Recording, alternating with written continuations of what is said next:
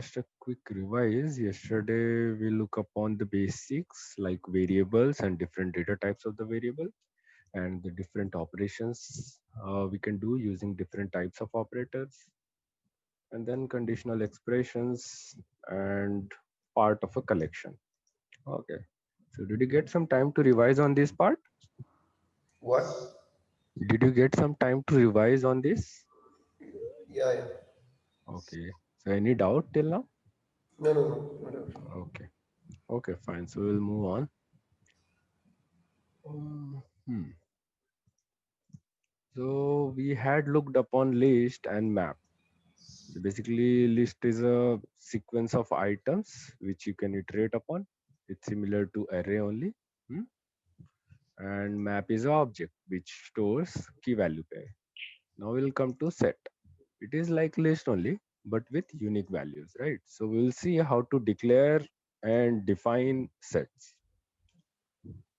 So just like list and map, here also we have a keyword set. Okay, and you can use like this new set. Okay, now in a set you can add values just like you add here in lab list and map. So you will have add function available here, s1 dot add, and then you can keep adding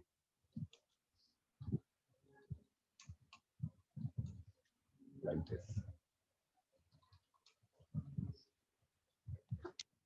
Now one thing to note over here is if you are adding value which was already added 100, so what it should do, whether it will throw error or it will add 100 200 100 or it's just 100 200. So based on what we have known, it stores the unique values, so it should store only 100 and 200 only, right? And now let's see whether it throws error at this point or not. Okay, so it's executing.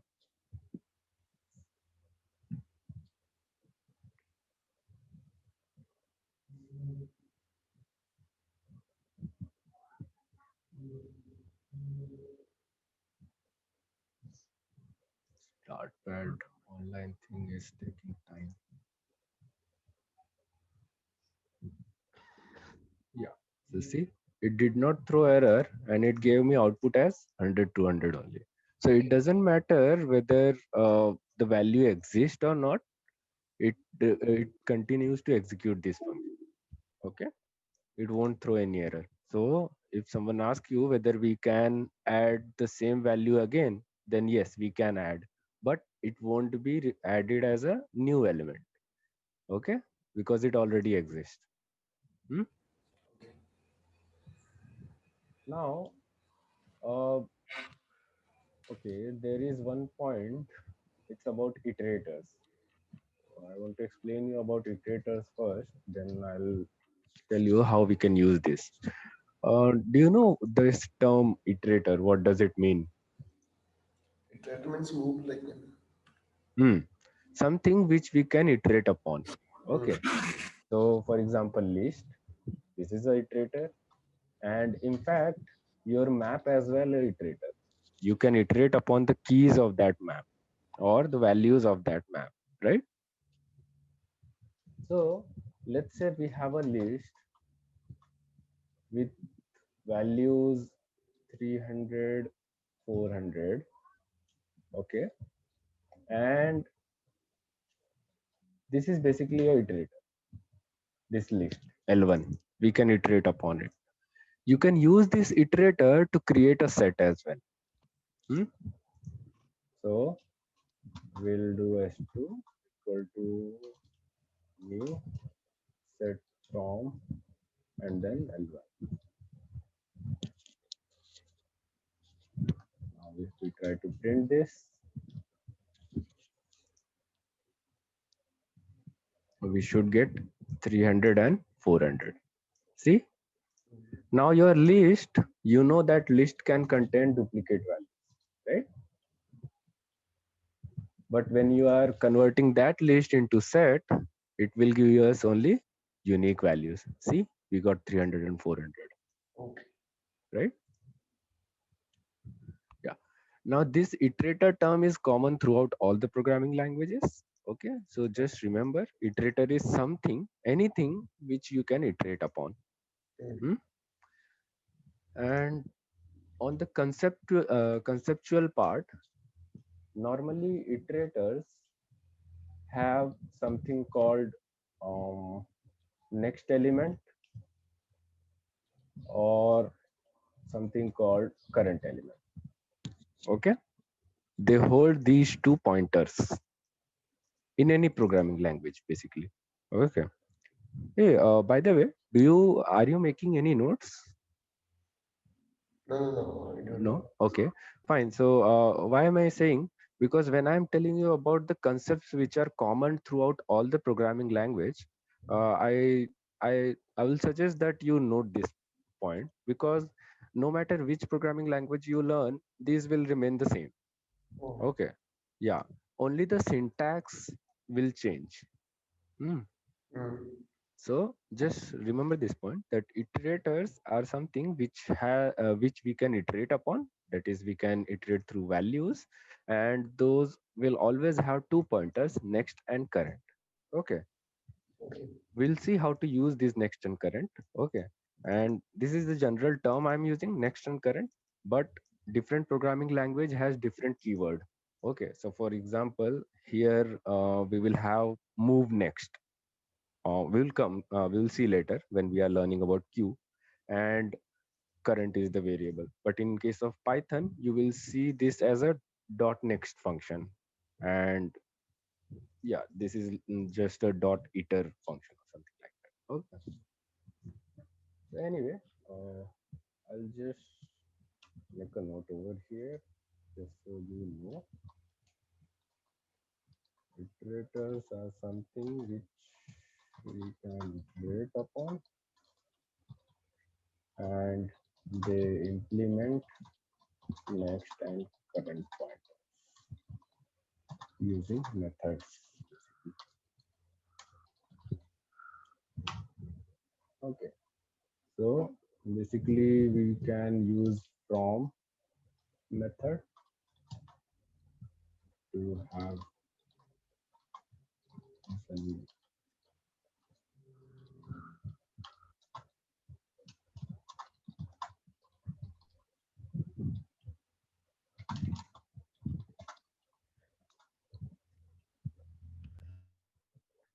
Okay.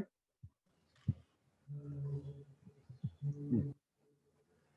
So yeah, this is the just basic on set part. Okay. Let me check any function or anything that can cover here.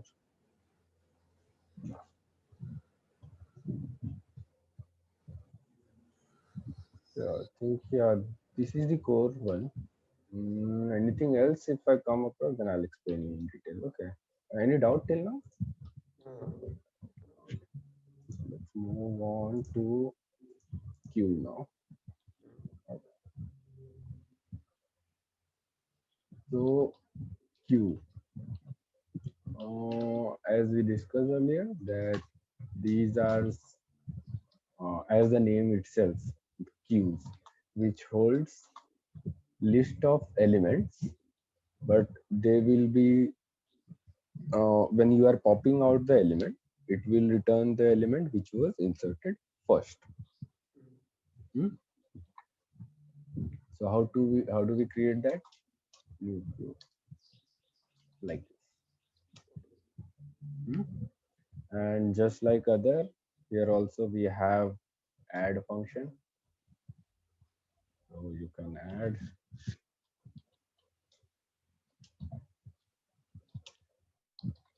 Now if we try to print it, let's see what it gives. So basically, okay, there is one point. These queues are available into our collections. Hmm. Okay, so how do we get that? We need to import.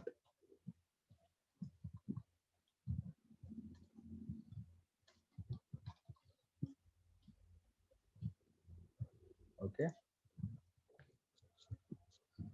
these are advanced, you can say, collections which are not automatically imported into your program. You need to use, you need to import this collection package. Okay, this is provided by the Dart library itself. Okay, so you can see our queue has 1 and 2. Now how do we pop this out? Hmm? Hmm. Okay, since I have put add here, I'll just quickly add all as well over here. And here add all text iterator, just so I cover both of them together. And then we'll see how to iterate upon these queue and get each element one by one. Okay. So as I have explained you that iterator is something which we can iterate upon, right? We can iterate upon list, we can iterate upon map, we can iterate upon set, we can iterate upon queue as well, because all of them are having a set of values, right? Comma separated, a sequence of values. So what we can do, we can have a variable called iterator, and whatever queue that we have created, that queue already has a keyword called iterator. Hmm. Okay, so normally we should avoid using the same name, so I'll just use I for the time being. Okay, and also since we can know, I mean, since we know that iterators are types available, so we can directly make the type of that variable as iterator. Hmm?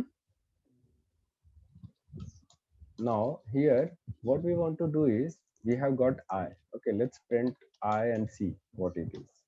Hmm? It should give us the object iterator, hmm, on this queue.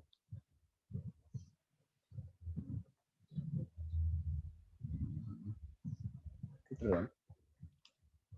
Well, I'll explain further that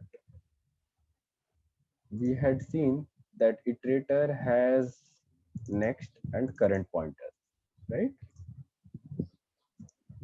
So here also we have next. So let's say, see, it's an instance of list queue iterator, right? Here we can get next element I dot move next.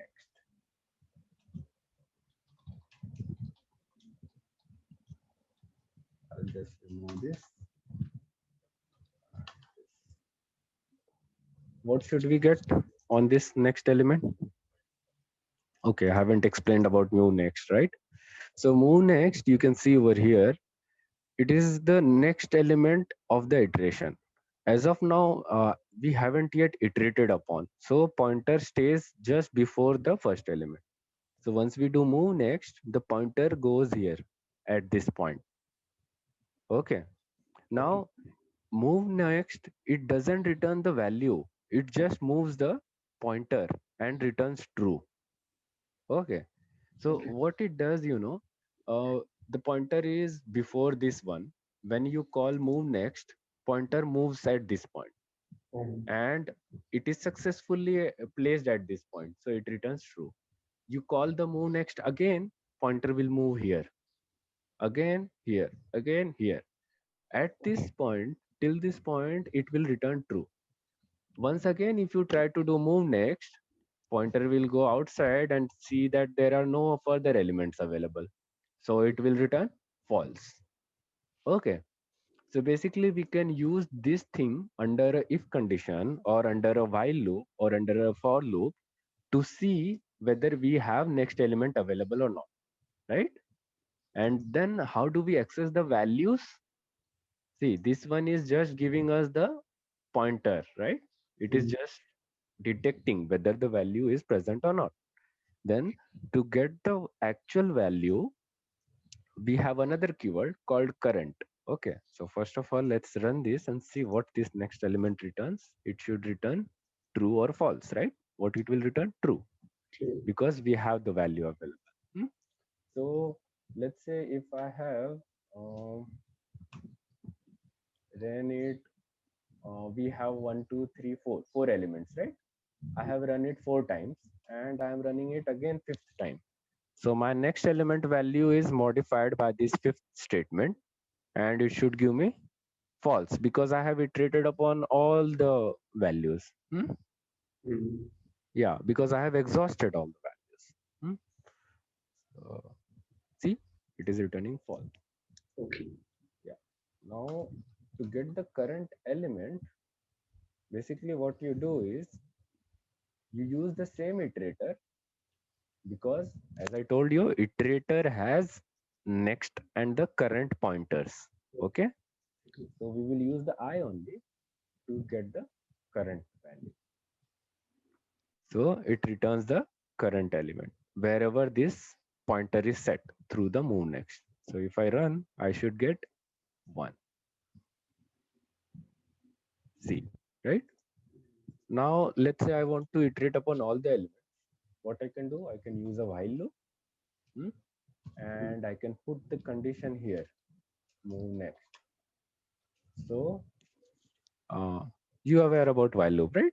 It Yeah. continues to execute till this condition is true. Hmm? So this control comes here and it moves the pointer to the first element.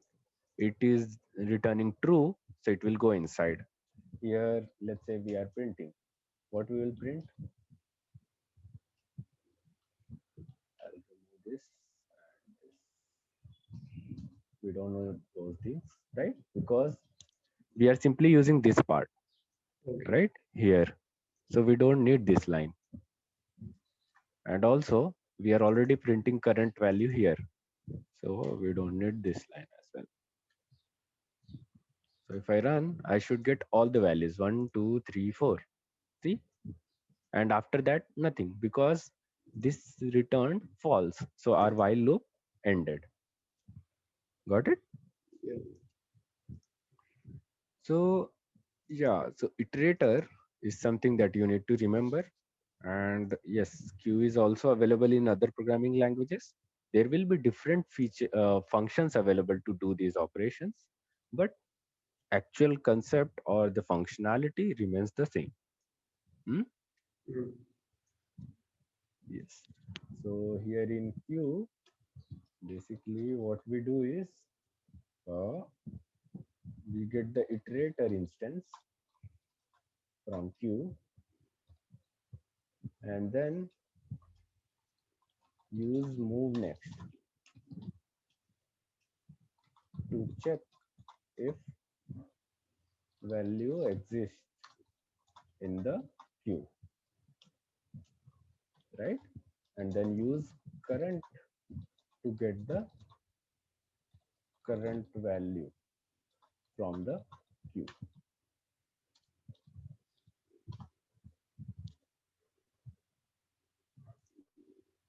Understood till now? Yes. Yes. Okay. And okay, I'll just mention this part as well. Need to import collection package. Hmm?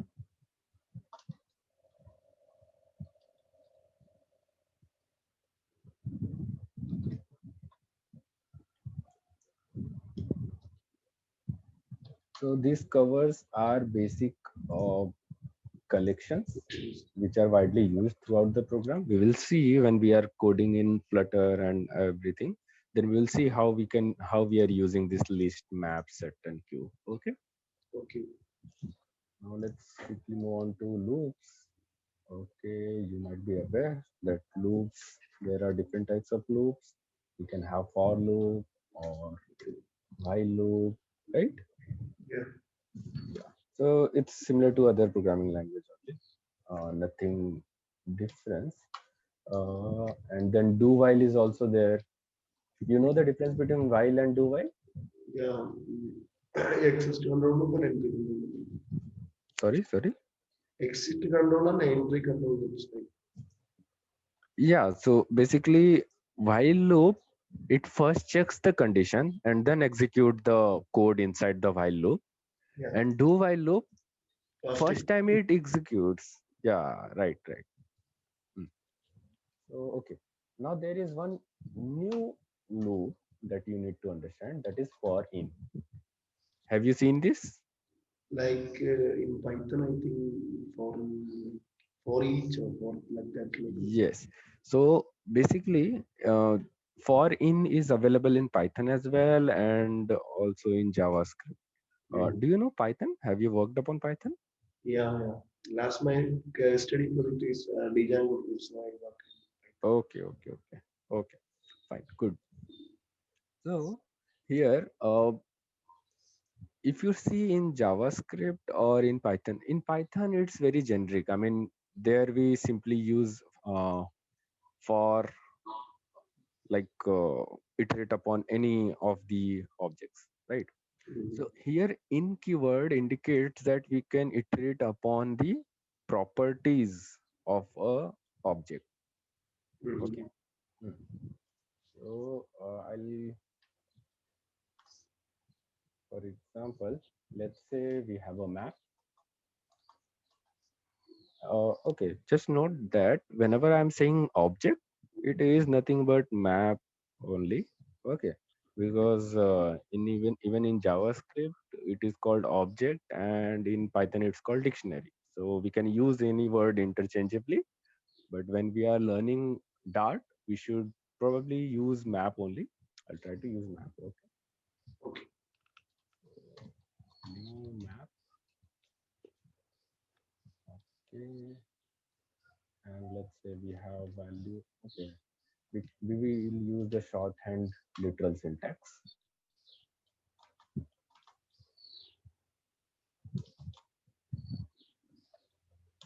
Okay, we got this map available here. Now we will use for x in M1.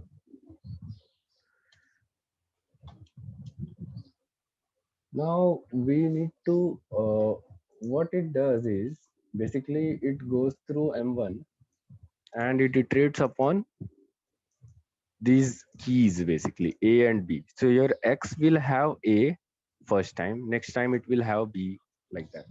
Okay. So I think the syntax would be X in M1.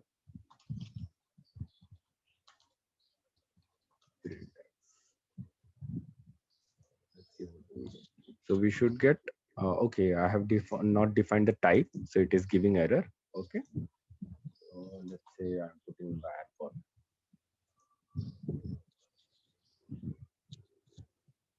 Aha. So map is not iterable. What we can iterate upon then?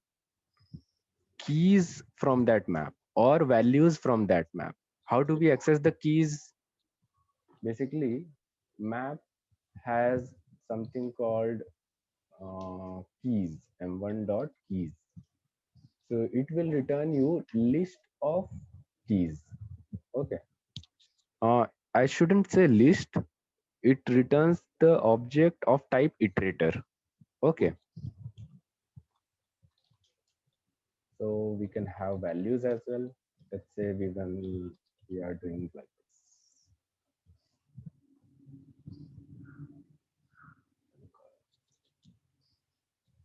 So you will see that this gives us like this, a comma b. You see this difference? Braces, right? In case of list, it uses a square bracket.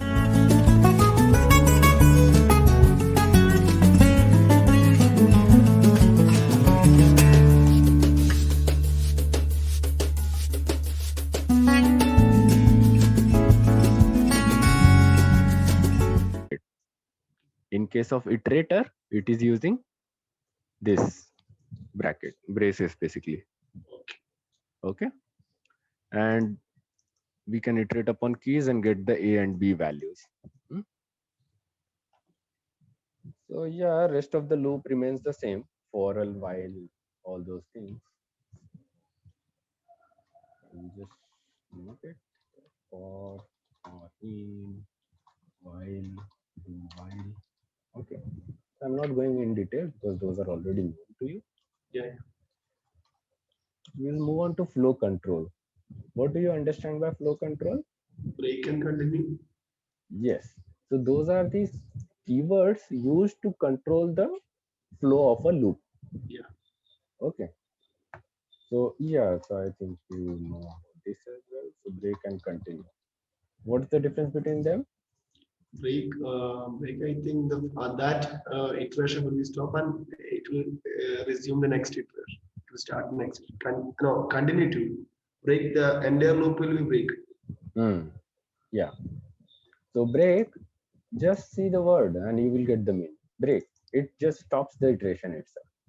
Continue, what it does, it skips the next statement after this and moves the pointer back to the top of the iteration. It will skip to the next iteration basically. Yes. Hmm? Skip to next iteration and it Break the loop. exits the loop. Okay. Now in Dart, we get some extra feature with this break and continue. Okay, we can use labels. Do you know what is label? Outer loop. This is called label. Okay. Okay. So I think we need to use keyword. No. Yeah, I think we can simply put like this. And then when we are here, we can use break outer loop, something like that. Mm-hmm. Okay. This has to be present inside.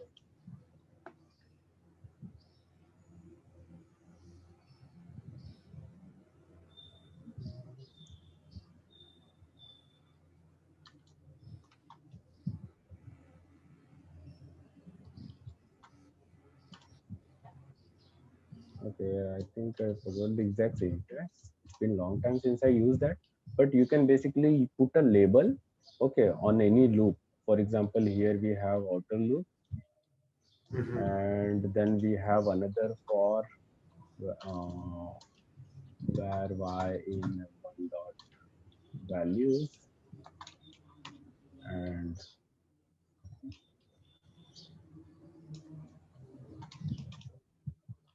we have this inner loop.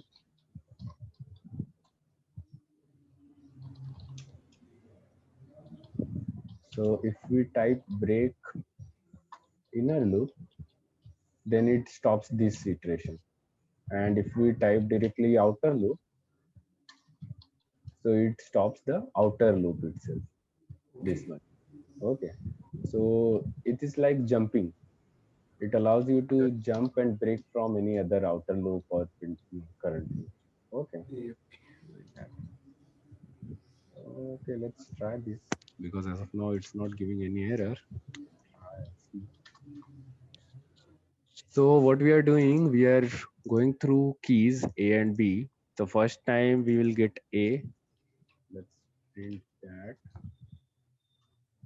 and then it goes inside values 1 and 2. It prints 1 and it breaks the outer loop. Hmm? Mm-hmm. So if the outer loop itself is broken, I think the inner loop should not run. I'm not quite sure about this syntax, but let's see whether it runs or it breaks. Yeah. So it has printed sorry, A, and then 1, and then the complete outer loop is stopped. Okay. If I write like this,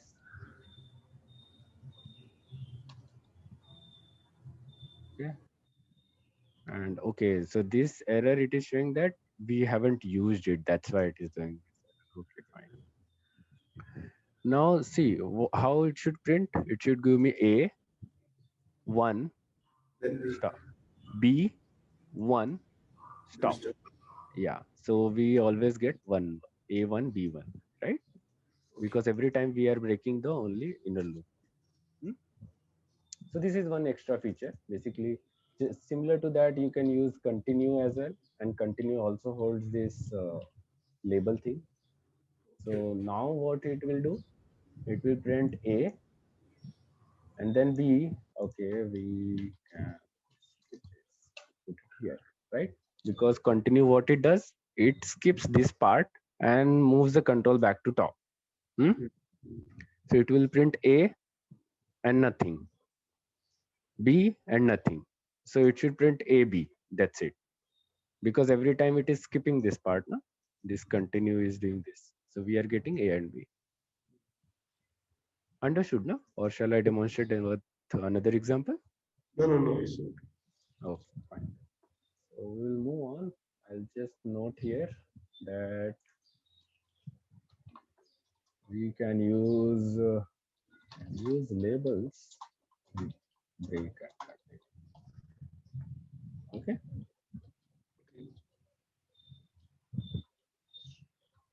Okay. So this covers the loops part. Let's move on to functions. Just a second. Check anything else missing from the loops. No. Okay. So let's move on to functions now. What are functions? What do you understand by function? Function is a small piece of code like that. Is Yes. to do a particular job like that. Yes. So it's a block of code or piece of code. Okay. And it is defined only once and can be used again and again throughout the program. Yeah. Hmm? So how do we define function over here? That So function. basically, this main itself is a function. You can see the simplest example, right? Main function. Sorry? A main function, I think. Yes, main function. So with this function itself, you can see a function has a return type and the function name, and then parenthesis where it can take parameters, and then the block of code. Hmm? So let's see.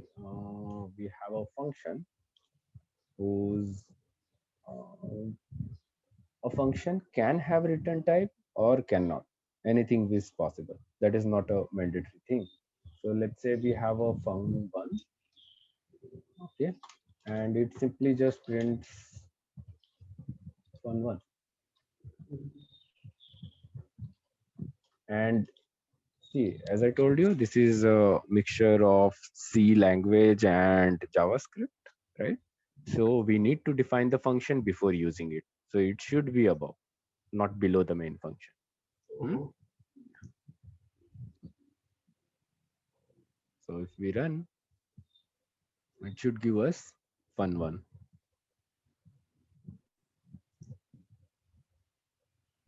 See. Now it's a good practice to always have a return type. Okay.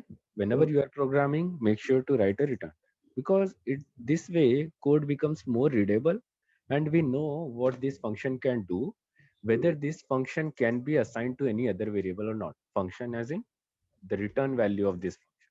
Okay. So we should always try to maintain this thing. Okay. So let's say if we are doing string and you are not returning anything, what it gives error saying that you have defined it as a string. Okay. Okay. But it is not returning any string. See, this function has a return type of string, but doesn't end with a return state. Hmm? In this case, if we try to run, what it should do? yeah. Basically, it's a compile time error only, but it didn't throw any error, right? I mean, it gives us warning, but it doesn't actually throws an exception. Okay. Hmm? So return fun1. Now this fun1 will print as well, and it will return the value fun1. So we can assign that value to any other variable and print this as well.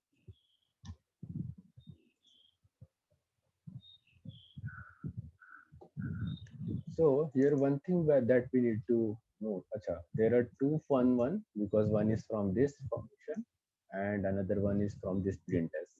Yes. If you try to do like this, see, this is returning string, but we are trying to assign it to integer. This will for sure fail. Okay, compilation failed. So if you are not using the values, I mean, if you are not returning anything, then also it will throw error, because the function definition, it says that it should return string, and here we are trying to assign the string to an integer. So compilation will always fail, no matter whether you are returning or not. So the key takeaway from this is that whatever is the return type, make sure you are assigning the value to the same data type. Okay. So yeah, this is called function definition, and this is called function execution, or we are calling a function. Calling a function or executing a function. Now, these functions can take parameters. Okay. So let's say param1, param2, like this, comma separated. And we don't get type like int para1. yeah, we can. If you are not defining it, will give. It will take it as dynamic. So Okay. let's try and see. Okay. Let's have a one param only from for time here, and we are passing high. Okay. So it should execute and return high. So it is considering this as a dynamic. Okay. So I'll just note down over here, definition, under definition, can have any number of parameter with or without type declaration. Okay. So we can put the type of this here as string, or we can ignore that. Okay. So with declaration or without type declaration, both of things are possible. So see, we got high as well. Now, there is something called optional parameter. Okay. So this is the notation to indicate that we want to have an optional parameter. So let's say I'm putting param2. Okay. So this becomes optional. Okay. Before demonstrating this, I'll just show you one without optional one. Okay. Now if we try to execute, it will throw error saying that function expects two parameter, but only one has been passed. See, Yeah. too few positional arguments, two required, only one given. So we can make it optional like this. So it's not mandatory to pass this parameter. Oh. Okay. So optional params should be included in this. Okay. Okay. Now there are, see, here this function is there. Okay. It is taking param1, param2. We are passing hi. Okay.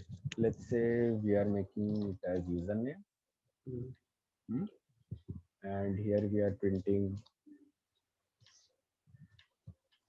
hi.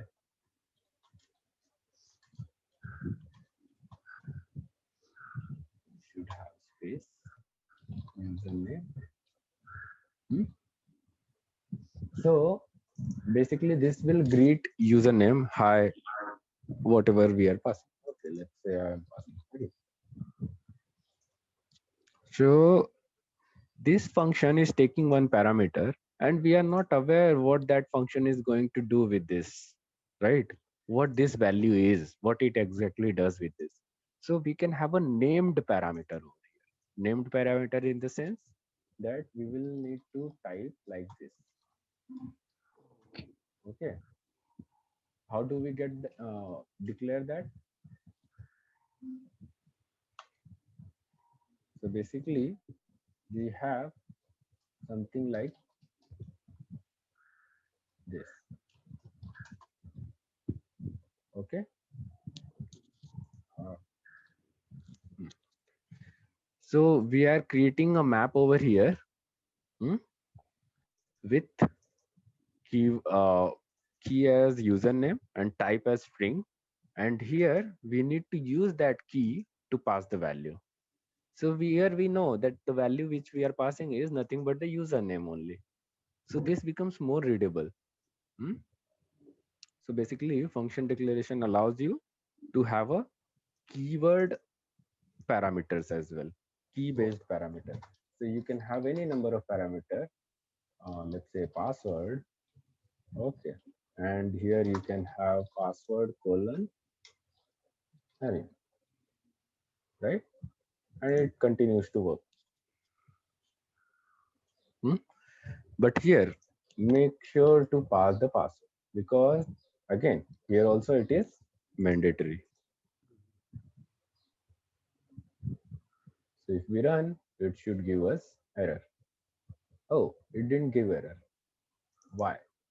Because, okay, uh, basically optional named parameters you can, oh, this notation is also used for optional things.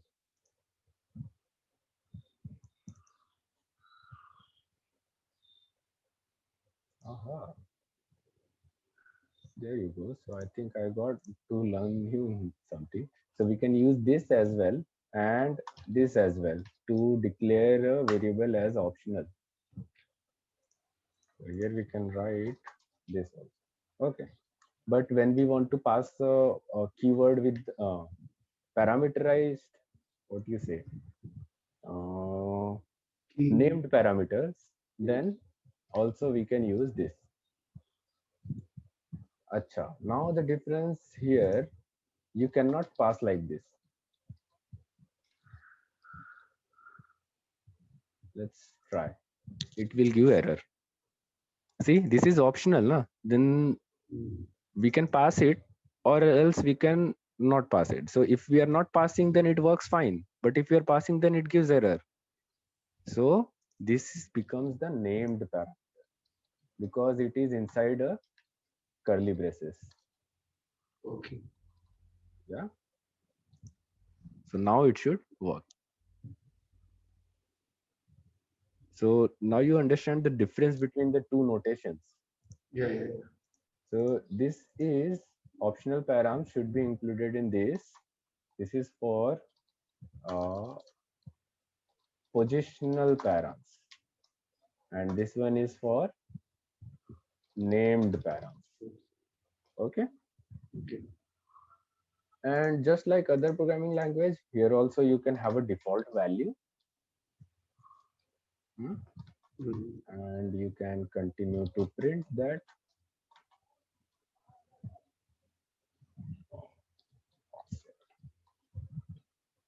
And if we are not passing,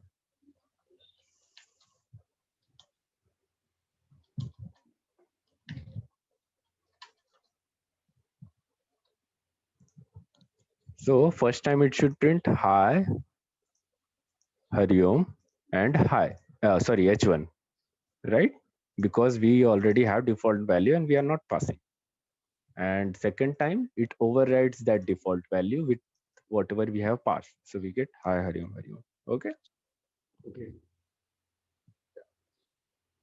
So yeah, this is about named parameter, but yes, if you are making it like this, here also you have a default value, but notation changes. Here we need to use equal to, right? Okay.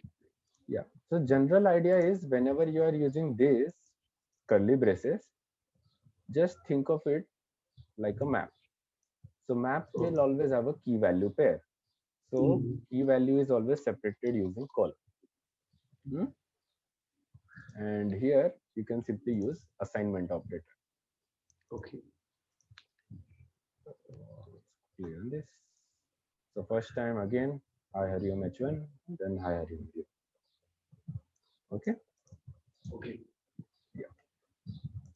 So that was the optional params and named params and everything. Okay, there is one thing I would like to mention. This sequence, you see, first I kept the mandatory parameter and then the optional one. This is mandatory. You need to follow this. Okay. Okay. And it also becomes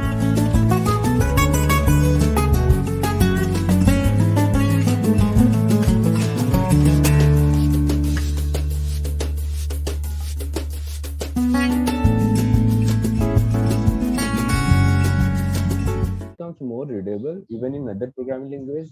If even if they allow you to do this, see, I can make complete uh, thing as optional,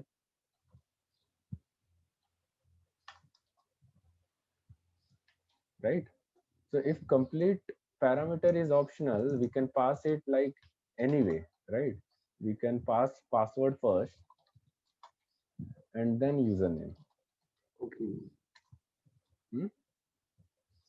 Because both of them are optional. So it's our the way we want, we can implement it anyway. Like we can pass the password first and then username. Okay, let's differentiate. I'll make it Hariom1. So you will see username will always get Hariom1, no matter I'm passing first or second position. Okay. But whenever you have a fixed keyword or fixed parameter, that should be present at the beginning only. And then rest of the things should be optional. Okay. Okay. Like this. So always follow this. First should be required parameters. So required params, then optional param while declaring a function. Hmm? Mm. This is how you should define a function. And now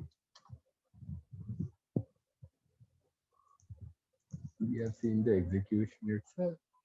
Any doubt till now on this part or anything else that you want to try out? No. Out. Okay, by the way, just now I recalled, do you know the difference between param and argument? Parameter versus argument. Sometimes people use parameter, sometimes use argument. Do you know the difference? Programming language is I don't know. Really. Your voice is echoing, so I'm not able to hear properly. Can you just repeat again? Really, I don't know the difference. In Okay, okay. some Yeah, programming I'll language. explain. I'll explain. So basically, whenever you are defining a function, okay, so just like this, where we were defining a function, okay. So while declaring a function, you say that function takes these number of parameters, 1, 2, like this. Okay.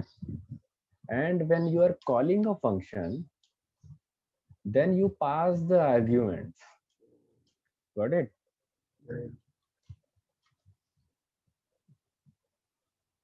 So during declaration, you call them parameter, and the values that you are passing, those are the arguments to this function. Okay. Okay. I'll just quickly note here. Parameter. This is a general concept. It is applied in every programming language. Okay.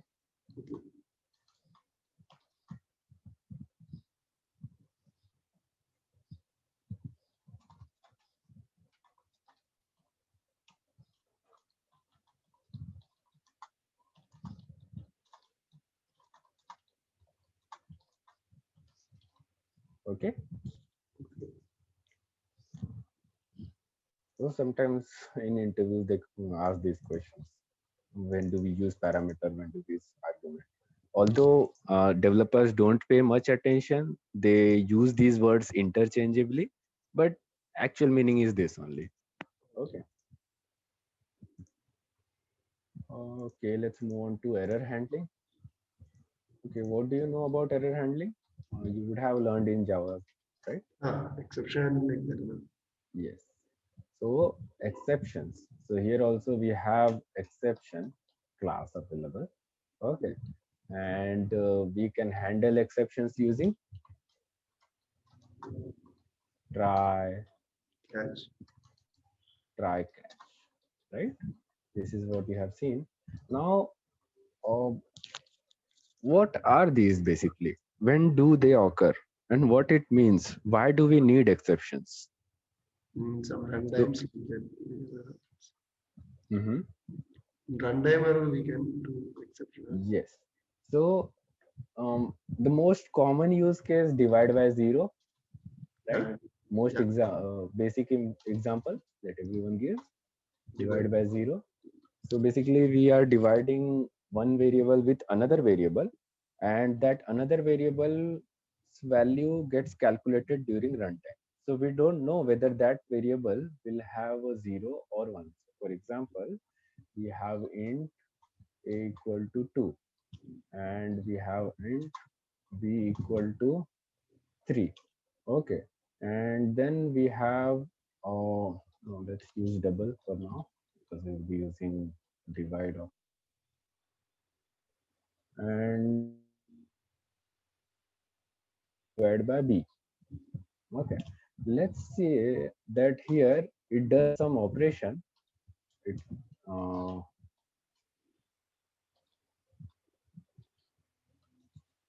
okay, it calls a function. It returns a double, which takes double as an input, and it returns x minus x. Okay, so basically we are calling a function which takes b as an input, that is 3, and then it returns 3 minus 3, which will become 0. Okay, so at runtime its value gets calculated and the value becomes 0, and we are trying to divide it here using 0. Hmm? So it won't be caught during compile time. Compilation will not give this error. Okay, but it will be caught during execution. Okay, so here, let's say if we directly type 0, oh, why isn't it giving any error? Hello? So it's also like exception like that. Hmm. So let's see whether we have used the correct syntax. It won't cause compile time error because a divided by zero is possible in compile time. Runtime only. Yeah, because see, normally we have different operators.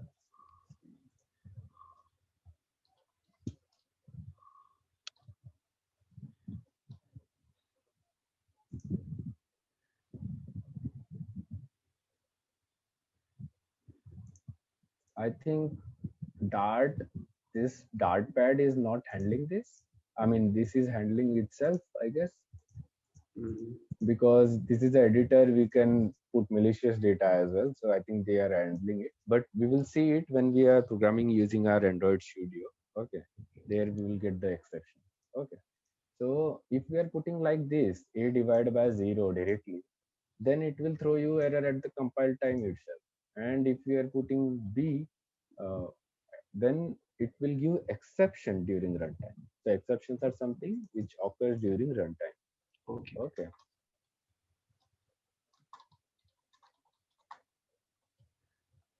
So this is the example.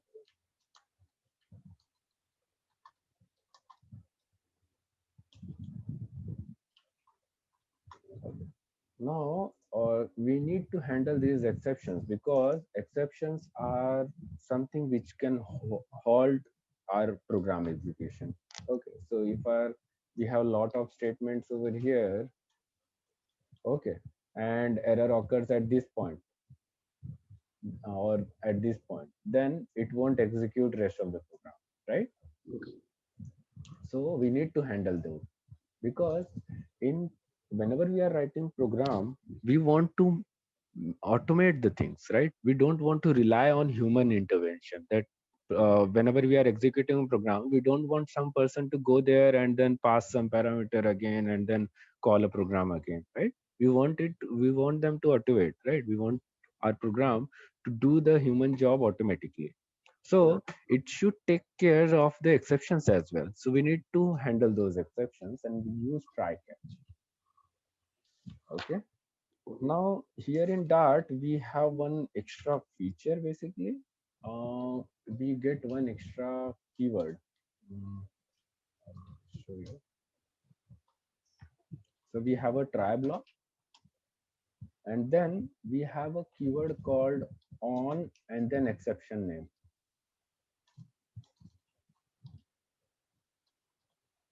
Okay.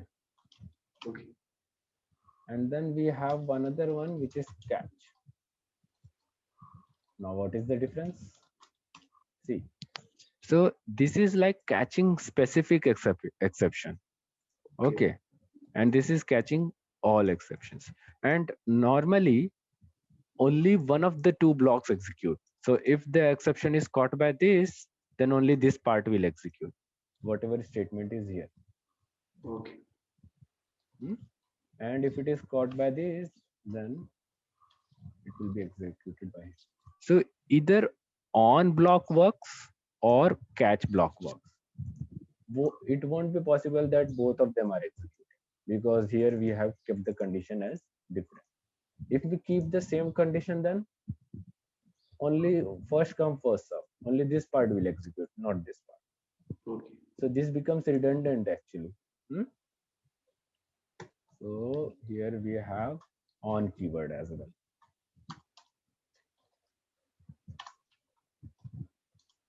So either on block or catch block executes.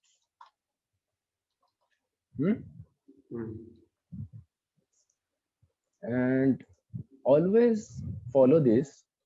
You should always put the code which can throw exception. Okay. So always try to put the code which can throw exception. Rest of the code should be outside. Okay. This pattern should be followed. Why?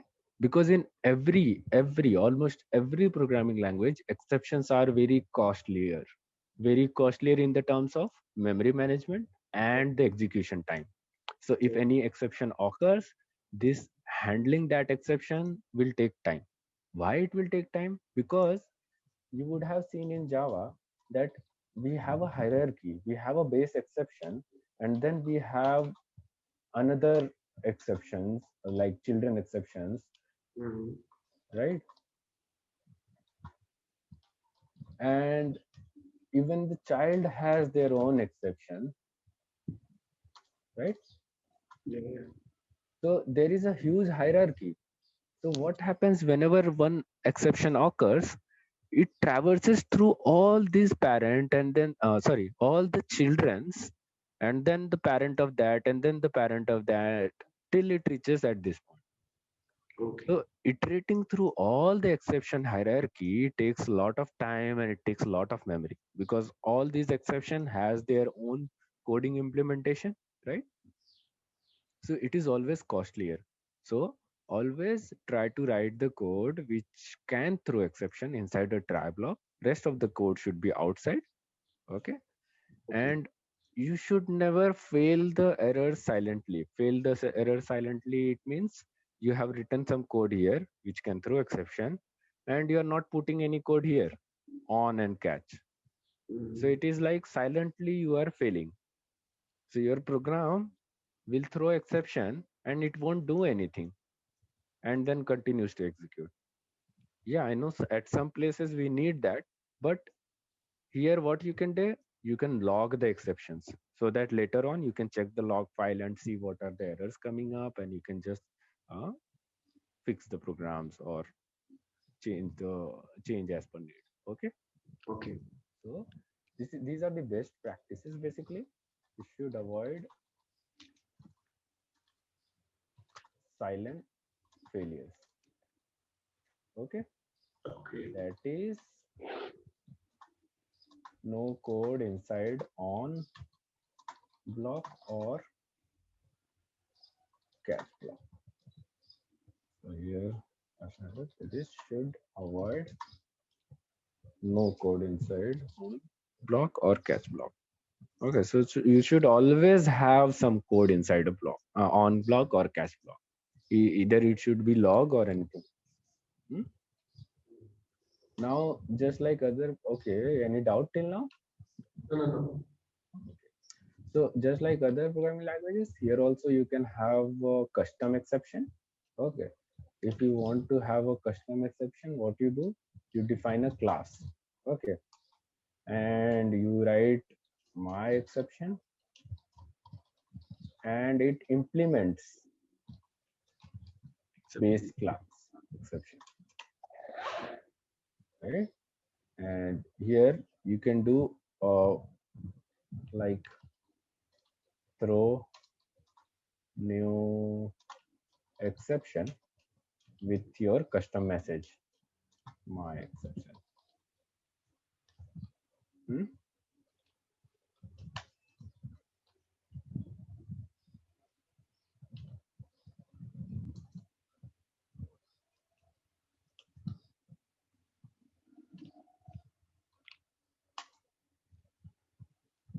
Okay, so throw keyword is used and new is to create the new instance of the exception object, and then you can pass the custom message that you want to pass, and then you can throw this exception. So whenever you are writing some code, I was saying that we can define custom exceptions like this, which implements another class. Okay, here we have class as well. We can use class as an interface. Okay, you know about interfaces, right? In Java, we can define custom interfaces, right? And we can implement those interfaces. So here, class is nothing but interface, or you can use class as an interface. Okay. So you can see that my exception implements the core exception class and it throws new exception. And then we can use that my exception to throw it. Okay. So here you can say on my exception, execute this error. Oh, I think expected a class member. Okay, you need to have a constructor, Okay. which is a super keyword, and let's see.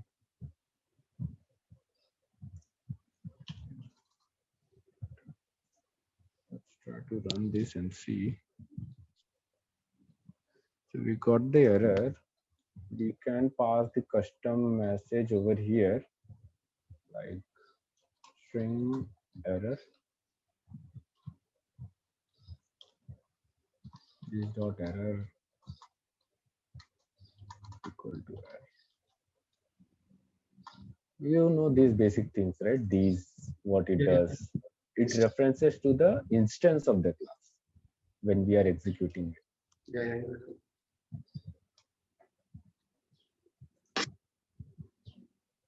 Okay, we need to define this error first, right? Otherwise, it will give error.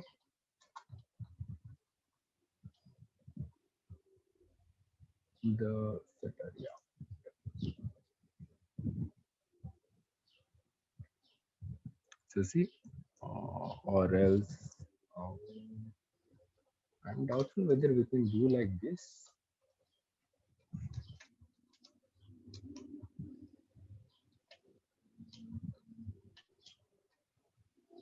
Okay, let's do this. Catch e.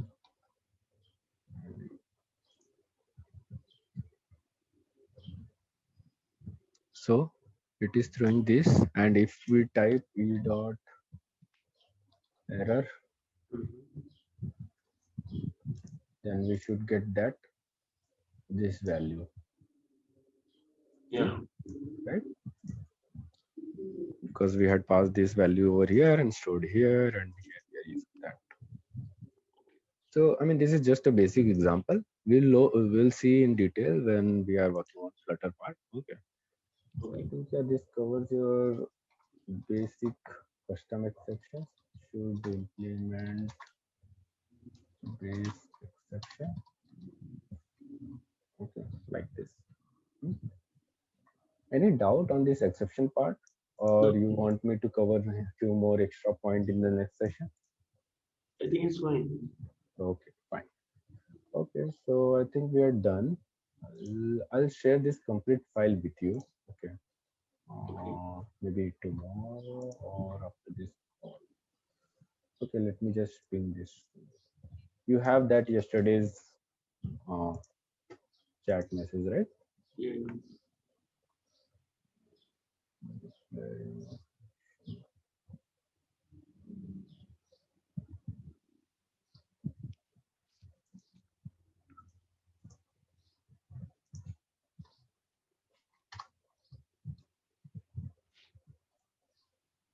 So these are your loops part, and then the function part, and then the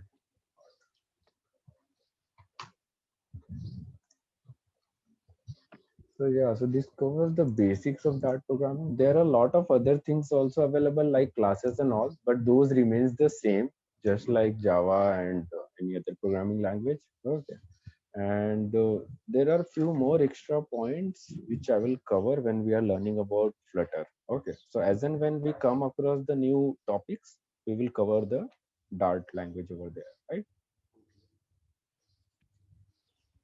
Hello, Okay, I can hear you. I got. uh, can you hear me? Yeah, yeah. Yeah. So yeah, so I was saying that we will cover the topics when we come across those when we are learning about Flutter. Okay. Okay. And also I wanted to give you some few tasks as in the ones which you can use like variables and loops. Okay, it's simple tasks like for example you want to print star pattern, most basic one. Okay, because you need to start coding, unless you start coding it will be difficult to understand, unless you are practicing by your own.